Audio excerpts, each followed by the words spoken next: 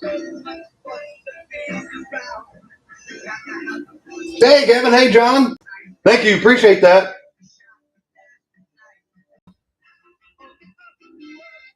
See, we got two people, and that's awesome.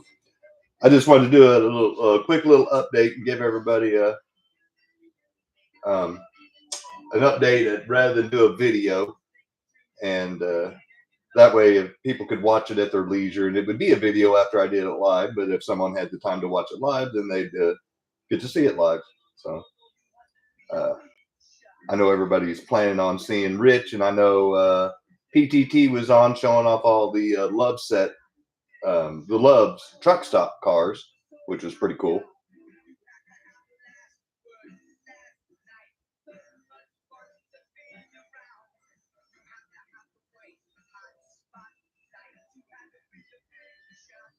Here, let me move it around, and then I'll show you guys. You can see me.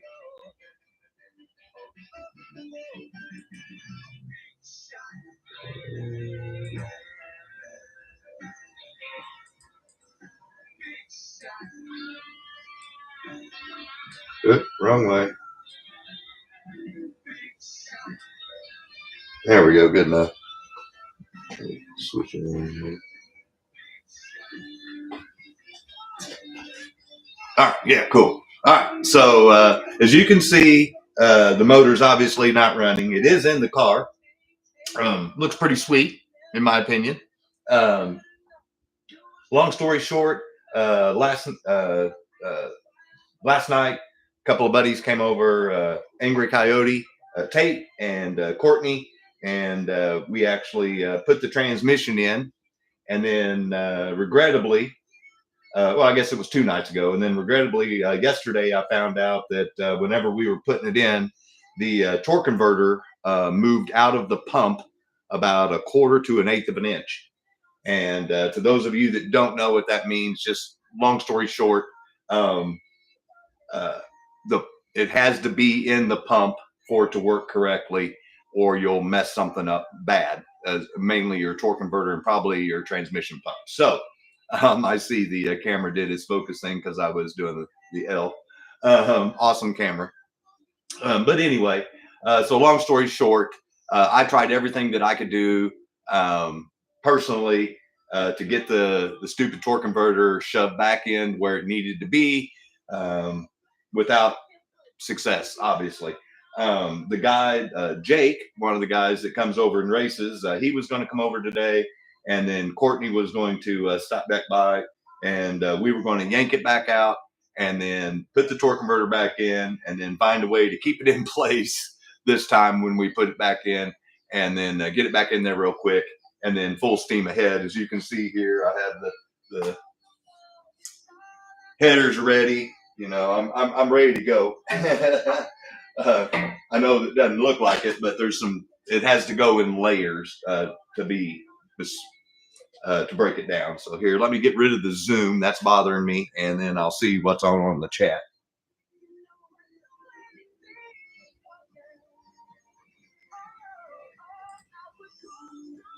Oop, that's not what I wanted.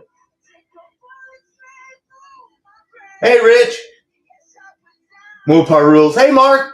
Yeah, from Scott's garage. Let me see what I did there. Man, all of a sudden it went cuckoo crazy. That's not good. There we go. Okay. No par sucks. Hey, John. Hey, Rich. I'm glad you. Yeah. No, I was actually watching them a little bit before I got on here. So one of the some of the things I wanted to show you guys, obviously, like I said, you guys and people that have watched the show, and if you're not live, I hope you get to see this later, because if you watched and purchased any of the cars during the period whenever I said I was selling cars from my personal collection and selling extra cars to try to help get said motor put together, there you get to see the awesome carburetor. That's an ATM 950 CFM E85 that's been custom built for this motor with this camshaft, with these heads and flow and everything. So theoretically, it should be good to go. That's an HVC super sucker with the lightweight option on it. That is a solid 5 to 10 horsepower, 4 to 7 foot-pounds of torque additional. I put a new quick flow R, carbureted intake on it to go with the trick flow heads that are ported. It's on a dark Iron Eagle block. It's got 4340 forged crank and rods with ARP studs on the mains and ARP 2000 rod bolts. And I've got diamond pistons, 12.5 to 1s with actually they're 12.6 to 1 and total seal gapless rings. Total compression ratio after you take out the head gasket thickness, I'm running right at 12.5, 12.45, somewhere right in there. So I just say 12.5 to 1. It's easier that way. And then it's 2-speed power glide with a 180 low gear. And then I'm running a 430 rear end. So put a new electric water pump on it, put the new dampener on it. Lot of money, a lot of time. So that's where we sit on the transmission, and that's why progress kind of stopped on that part of the car. The other part of it is the engine builder still hadn't been out here to replace the timing pointer to retime the motor with the correct dampener that was on there. So he's still got to come out here and do that. That's why the distributor's not in it.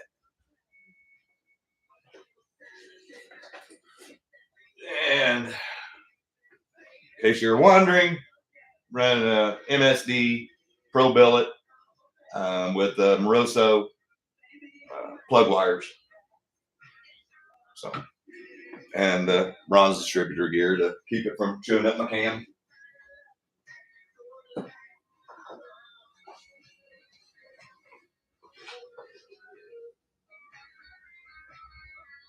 Hey, Jim. Thanks for showing up, man. Break the pump gear, Scott. Yeah, that's exactly what would happen. Yeah, no, I don't want to be doing that.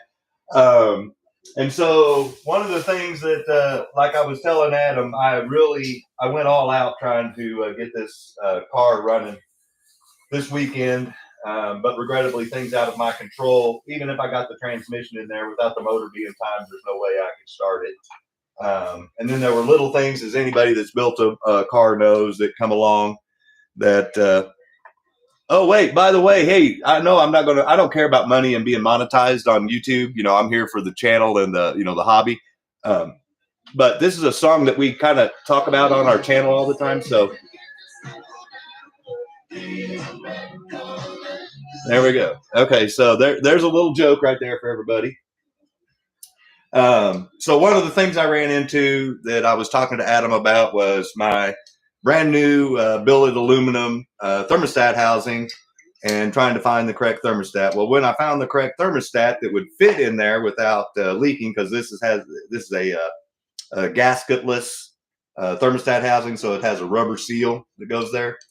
Then I remembered I don't have a heater hose to hook up to a manual water pump because I'm running an electric water pump, and I need to get some plugs and some clamps for said thing. And so my dad thought he had some out at the house. He didn't. And then unbeknownst to me, he just went ahead and bought them for me. So thanks again to my parents for their help on the car. So it's just little things like this that slow you down. But this is obviously easily solved. And this can be put together in like 10 minutes now. So.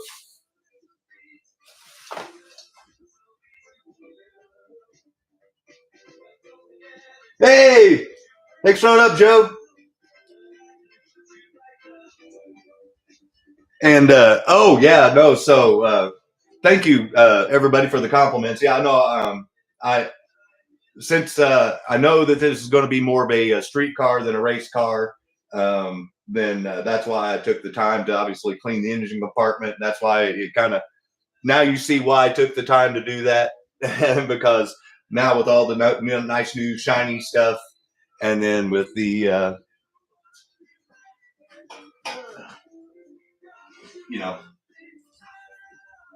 the thermo-coated headers that are supposed to be a imitation, chrome finish. So they're kind of reflective. So it'll look good when it's all together.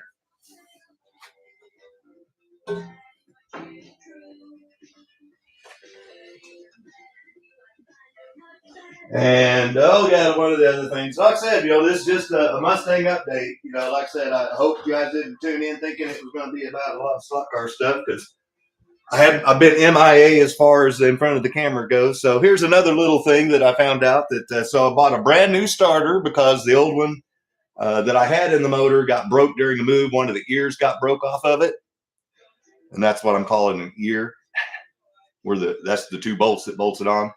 Anyway, so now I found out that with this particular starter, if you notice there, it's got an open electrical end. I've got to make a wire, 12 gauge wire that runs from there, and then buy my own outlet, an I connector, an O-ring outlet connector, and then bolt it onto that before I bolt on the starter wire that comes from the solenoid across over to the starter on the other side. So, I mean, that's just something that normally you would just bolt on your damn starter, bolt on the damn wire, and you're done. But no. Now I gotta make something. Once again, not that big of a deal. Just one of those little tidbits of things. So, in case you're wondering why I had to go with another starter, this motor with that compression ratio would have killed my old starter, but it would have worked to get me going for a while. Because I do have a start retard on my MSD ignition. But since the ear was broke, I went ahead and bought one that's good for, I think this thing's up to 14-to-1 compression. So it should crank the motor nice and easily. Speaking of which, there's a brand new Optima battery still in the box back in the corner, because my battery that was in here is obviously dead. And the only way it holds a charge is if I have the charger on it. That obviously doesn't work. So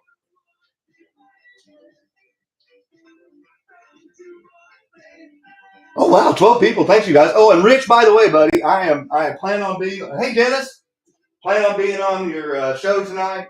I'm not taking over anything. So yeah, here's another little problem ran into. So the brand new radiator that I bought, there's a electric fan on a stool back there, and I went to go bolt it on, and the way it bolts on is the fan is here, radiator's here, and it clamps onto it like so. Well, these aren't long enough with the new radiator. So I'm literally going to take my little drill press here, and I'm just going to what they call oval the hole with the same size, and then just clamp it down that way so I can use these damn clamps, because I don't have time to fabricate and take care of painting new clamps. So there's another thing that I ran into. It's just one little issue after another. Oh, thanks, John. Oh, and Rich, are you still here, buddy? Jack, that's a Trick Flow R intake. And then that's a 2-inch HVC super sucker with the lightweight option. Well, lightweight option, I don't know if you can see that. Yeah, see, there you go. That's my finger. So basically, it's just carved right around it.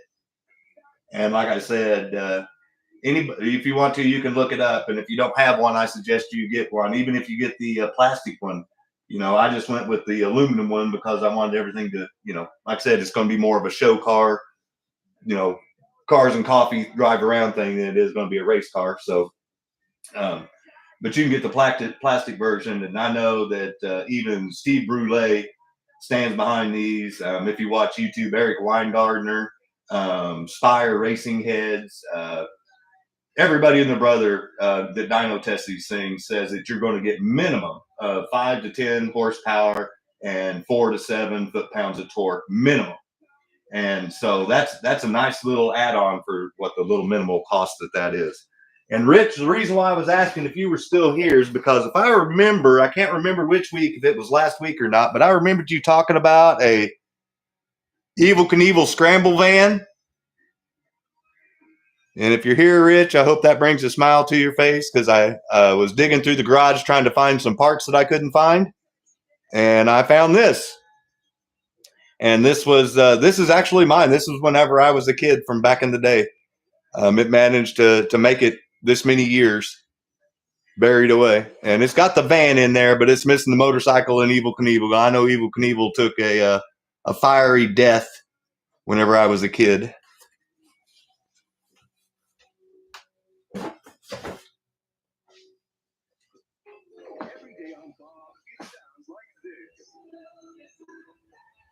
Oh, no problem, Jack. No, in fact, that's why, one of the things I was going to say, if you guys got any questions on anything you want to, you just let me know. I just wanted to let you guys know the progress, where it was at, and why it's kind of in a pausing motion right now.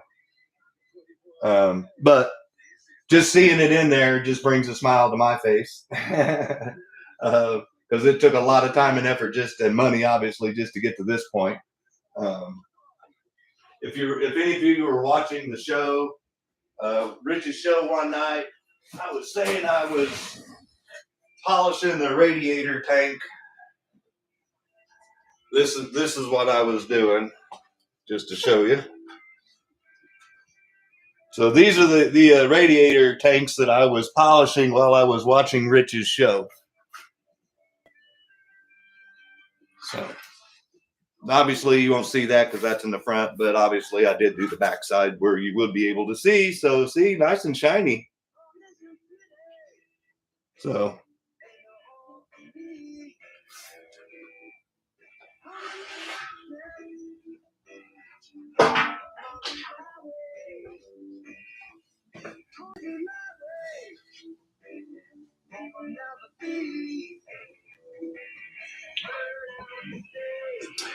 you can see I took the heat protective fireproof coating off my lines here because they were all ratty looking like these were from being taken on and taken off and on and on so many times. It's brittle. It's like a tin foil wrapped with a Nomex wrapped with a tin foil was the easiest way to describe it, is what this stuff is like. So anyway, I yanked that stuff off of this, and then eventually I'm going to switch all of this to black so it matches the rest of the theme. But any of you that have done AN fittings, you know that that's a lot of money just to do that. So when you're just trying to get something running and moving, that's not something that is a necessary expense.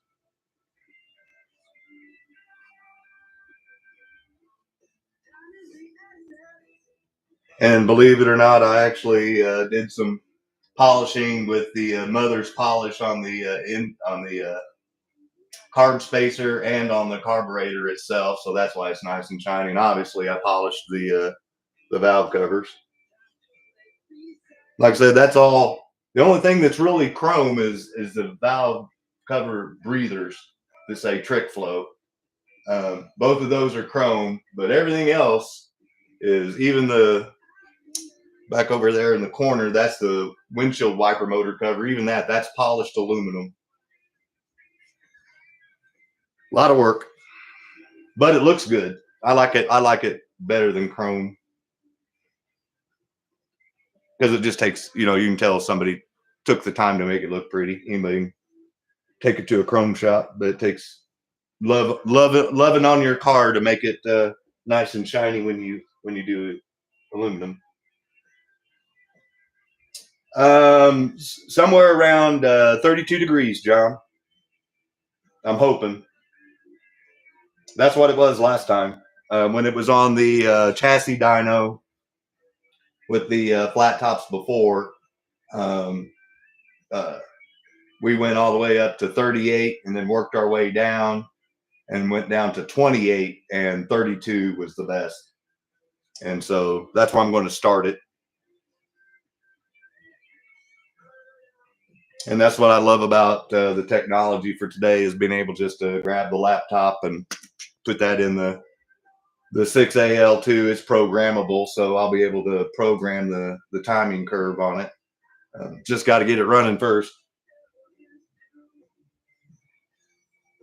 Nope, the engine bay hadn't been shaved. This is all OE Ford, except I did have to paint it because all it had as far as paint was overspray from when they painted the actual car itself. And so I literally pulled everything off the firewall, all the fenders, cleaned it, and then painted it all, and then put it all back. And then that's why I was cleaning it the last time, is because it hadn't been cleaned since the last time when it was painted, and because I've been racing it. And when you're racing, you're more worried about adjusting valves and checking for loose bolts, and you know, cleaning the engine bay is not a top priority. So I'm glad I did it now, because it looks a whole lot better. It looks more like what I did whenever I first did it than whenever, like I said, the camera makes everything look a lot better than what it probably really is in person. But trust me, the way it was before compared to the way it is now it's a no-brainer. It was a good idea. Oh, thank you, man. No, what I don't like about the factory stuff, you can see here. I mean, all these holes, these aren't me. That's the factory, like where the computer control stuff was, mass air meters. This is where the factory air cleaner assembly came in to feed over that way. Yeah, I mean, all these.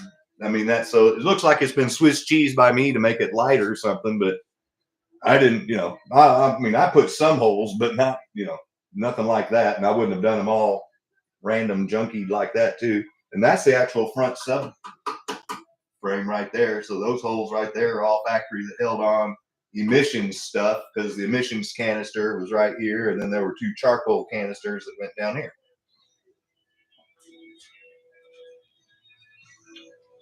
Yeah, that it looks. That's why I keep taking pictures and showing it off, and that's why I'm not even showing my ugly mug, because once it gets put together, this is as nice as it's probably going to look until it starts, and then once it starts, then as anybody knows, that's when the cleaning process starts all over again, because it's just going to draw dust, dirt, whatever. I got to pull after I start it up and get it up to operating temperature. I've got to pull the valve covers off, run the valves. I did end up, in case anybody's interested on what I did for break-in oil. This was what was recommended by Joe Gibbs Racing for my motor.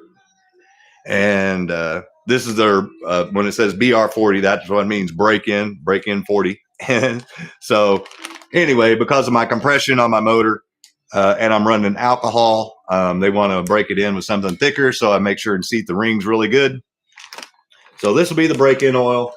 And then once this comes out, then I'm probably going to go with the driven synthetic again, just to keep it all in the same oil family. Even though I was a Mobil 1 fan and still am, I still run it in my daily Tahoe.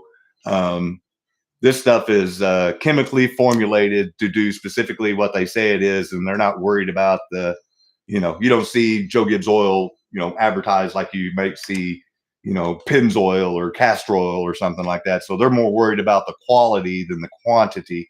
And I know this is some good stuff.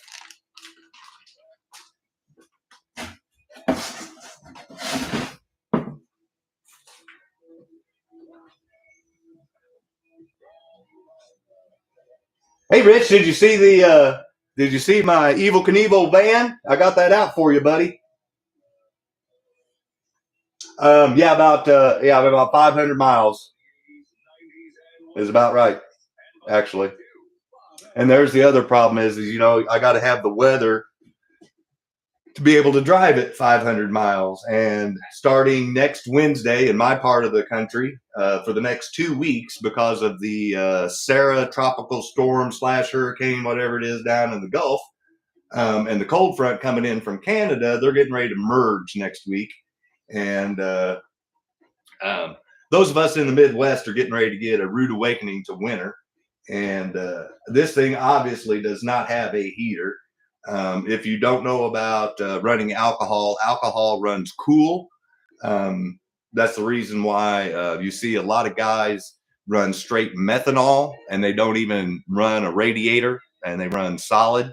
And so they don't even have any coolant going through there, because the fuel keeps everything cool enough.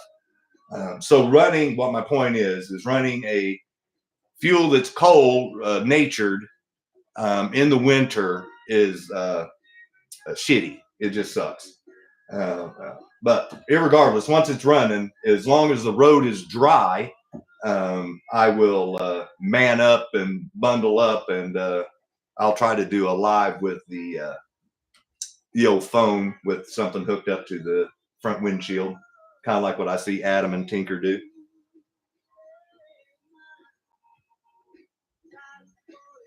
Just went and got a pizza. Well, Rich, at least you can afford a pizza, buddy. I'm so broke I can't even pay attention right now. I'm having nuked chicken nuggets or something like that.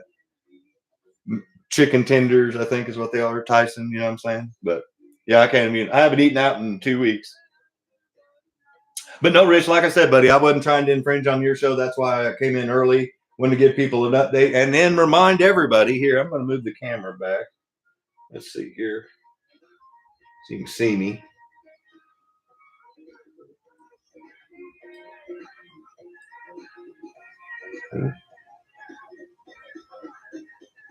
Yeah, I've got the no shave November going on right now. And I don't know how long I can keep it going because it's getting really itchy.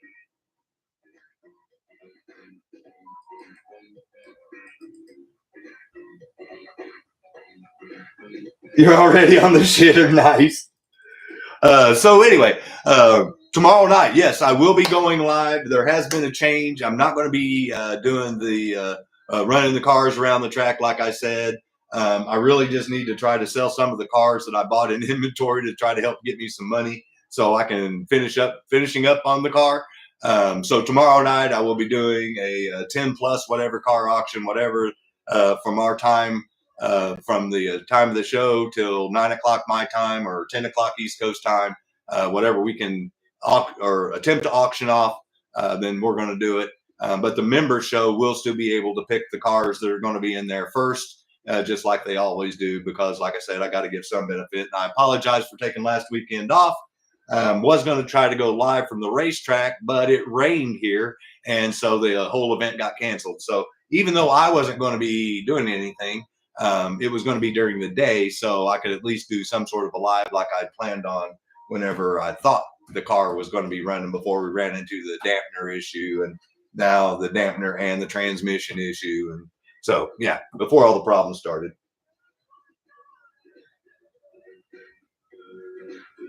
Yeah, see, Rich, yeah. So, yeah, you guys feel me. Like I said, like I told Adam, I'd only planned on coming on maybe, a half an hour just to show off what's been done. Um, yeah. Oh, well, there was one other thing that I was polishing. See, those are all boxes, by the way, empty boxes for me to ship cars and stuff. So it takes up a good chunk of the garage. I can show you guys. I can show you guys where this thing actually sits on the car. So it will go right there, and radiator is right there, and that's what holds the radiator to what this is called is a core support, radiator core support. This metal right here. So this bolts to your core support, that clamps the radiator to it. So once again, polished aluminum, nice and shiny. And if you remember, I was also polishing this on while I was watching Rich's show one night. Hey, Mark, thanks for stopping in, man. Appreciate that. Jack, I only have two pulleys, and I had them both powder coated black. I've got a 50% underdrive alternator pulley with a 50% underdrive crank pulley, and they're both powder coated black. Let me see if I can.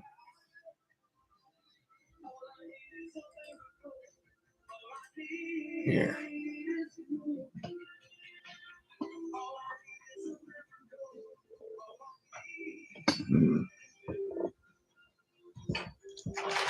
Just a second, I'm getting extra cable.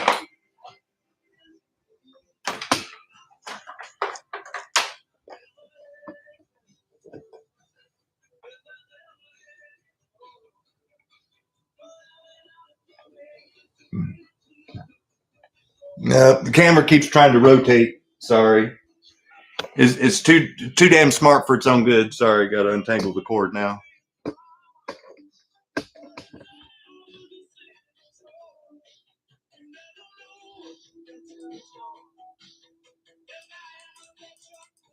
And yeah, you can see my workbench here. This is the toolboxes. There's another where the computer's sitting. There's another box open here. My drill press is over here. Yeah. Hey, Mike, thanks for showing up, man. Hope you and Steffi are doing well. We'll put it. I think that's close to where it was at. So let me see what happens when I hit. There we go. Okay, so there we go.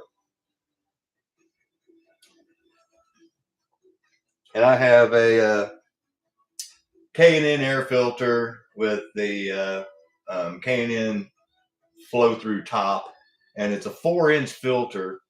And I know the camera probably, well, maybe you can kind of tell, but this is like where the fender's at, and you can see how much taller than the fender the carburetor sits. So having that big old cowl induction hood that I have is going to come in real handy. John, actually, that's what the back window is actually going to be.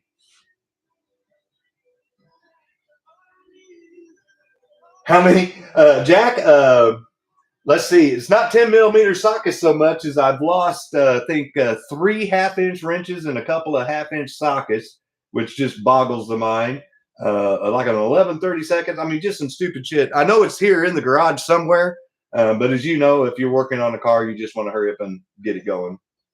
So you just go and grab something else out of the toolbox. I don't even know. Yeah, see, like there's one missing there. It's somewhere here.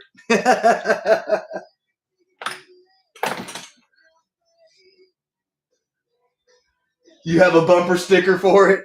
No.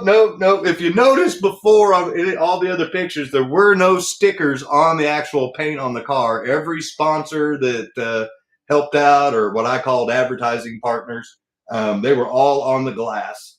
My sunroof's got show me speed on it. The quarter rear glass has Wrinkle Color Works. He's the guy that did all the paint work and stuff. I paid for the materials, and then he did all the labor. That was a sponsorship deal on that. And then C&R Racing Transmissions. That was my buddy that passed away. That it was his transmission shop, and that's his transmission that's going back in it. That I put that deep sump aluminum pan that I showed you guys in. And then the other sponsor was Show Me Horse Auction, and they got out of racing completely. But so I took off their horse auction off of it, and now I just have a Show Me, and then it looks like a Mustang with some wheels on it. This looks pretty cool. Oh, Jack, I bought a replacement fuel tank, and then bought a sump kit and had it welded in. So I have a factory 15.34 gallon factory Ford tank that has a factory, or that has a welded sump on it.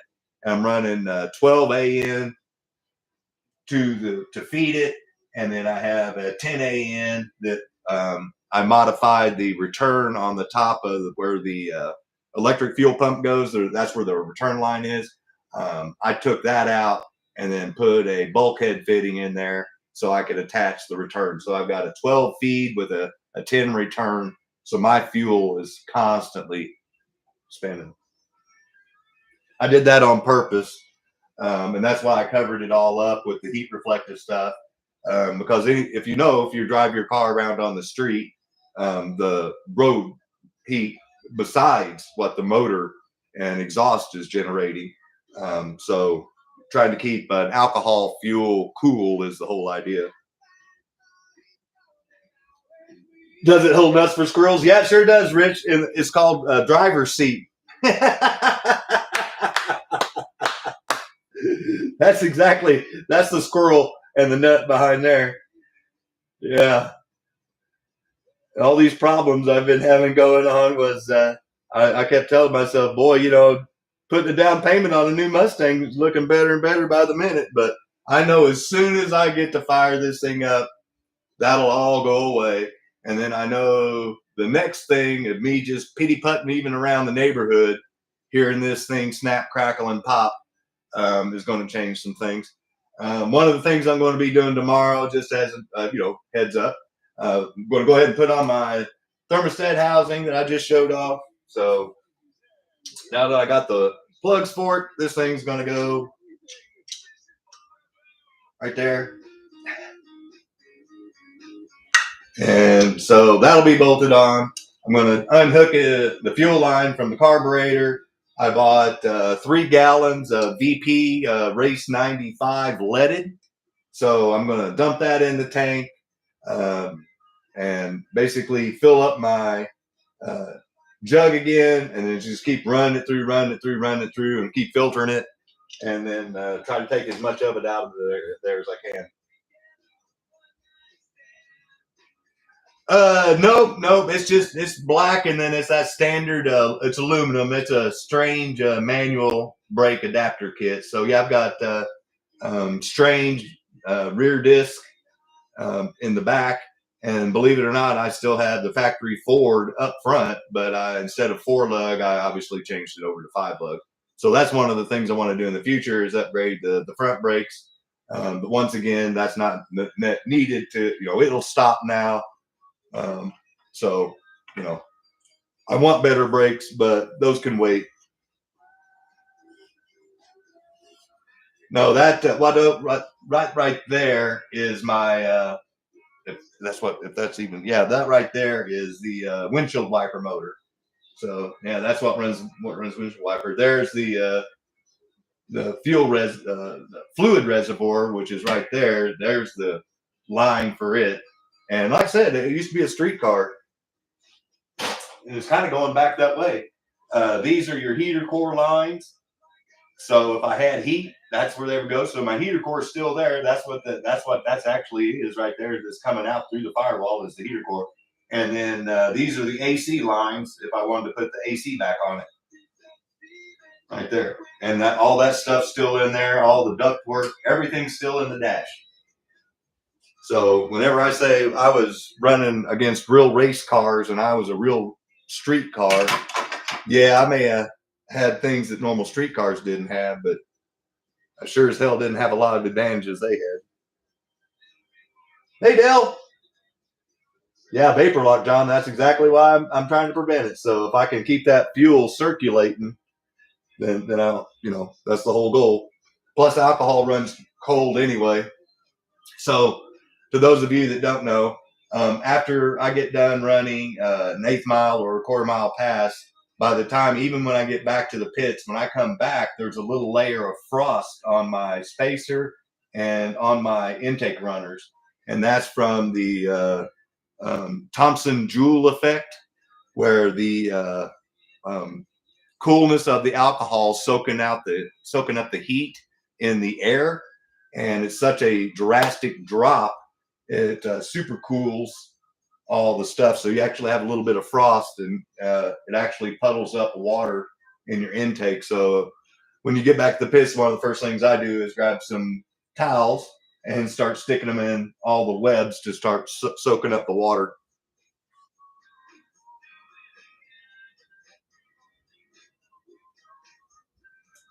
Drill a small hole in the fuel lid. Oh, I don't have to worry about vapor lock, but I wanted to keep the fuel circulating anyway. I didn't want a deadhead system. Well, hell, I'm already on past. Does anybody have any questions? Here, let me back out of here and I'll look at the camera again. Well, I can learn how to operate the camera. There's my drive shaft. So yeah, that's an aluminum drive shaft with billet yokes, 1350 U joints, solid. Any of you that know anything about drive shafts, no, that's a pretty sturdy unit.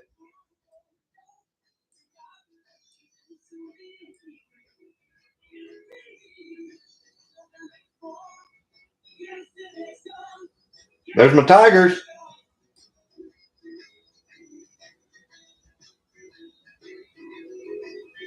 All right, guys. Well, I'll be like I said, more than happy to answer any questions. I didn't really plan on staying on a long time. Hope other people are joining me for the No Shave November. I'm struggling through the. Oh yeah, thanks, man. Yeah, whenever it's daylight out, sometime, and I can have the camera out and have the car out in the driveway, because I do have a 10-foot cable, and I'm wireless right now. So if it looks good for you guys, then I'm good with that. I can pull the car out in the driveway and actually show the whole interior and how I did that up too, because I actually still have my back seat in the car, and the support braces for the hoop bar that goes across for your um, belts to attach to your 5-point harness.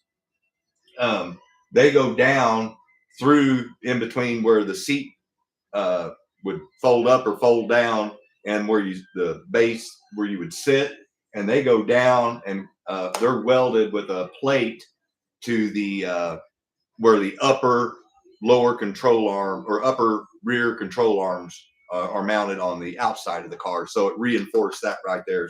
So I got a 1/4-inch plate welded onto there that goes through. So yeah, it's pretty cool. Cross stiffness. Yep. Plus, it helps keep those upper control arms when you're making a lot of horsepower in a Fox body. Those are just connected to the floor pan itself.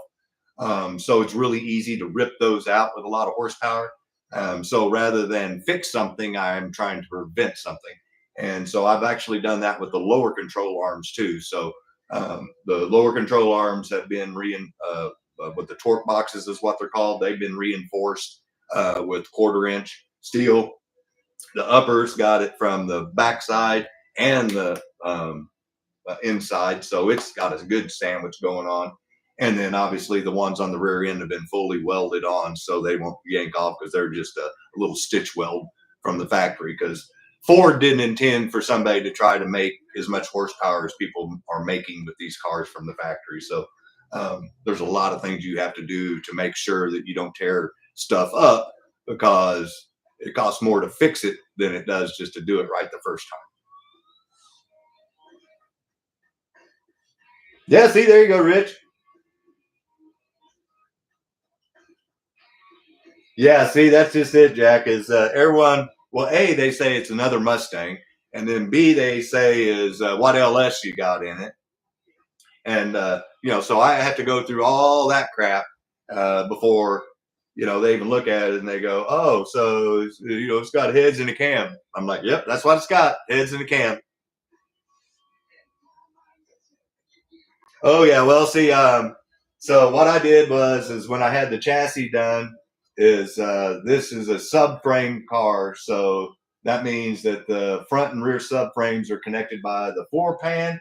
So I had those two subframes connected, so they cut out the sections of the floor pan that they needed to, put in 2x3 mild steel tubing, and welded that in. So now that made a full frame, and then I already had welded in Moroso subframe connectors, and so they're also connected on the bottom side of that.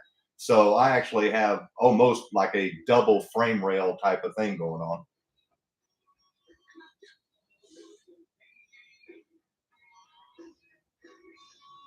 Yeah, Jack, no, it's very rare to see a Ford in a Ford nowadays. Sorry, I was pointing at all this stuff and you guys are just watching me point and talk, but yeah, sorry.